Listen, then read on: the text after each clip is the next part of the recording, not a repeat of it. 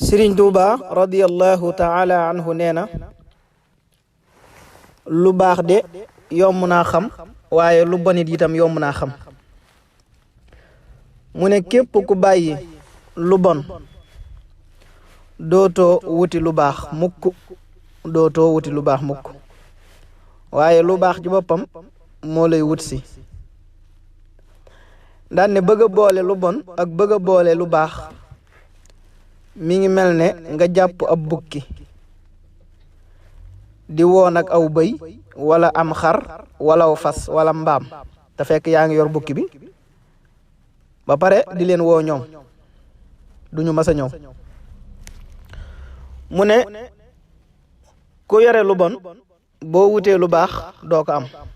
maanaam kon lu bon ak lu baax la sëriñ bi bëgg a wax ne mënuñoo ànd. la sëriñ bëgg a wax ne mënuñoo ànd.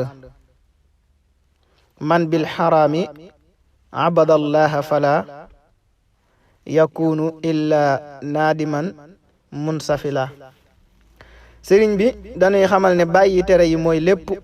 bàyyi tere yi mooy lépp ku dul def li yàllay tere lu mu bëgg dana ko yomb.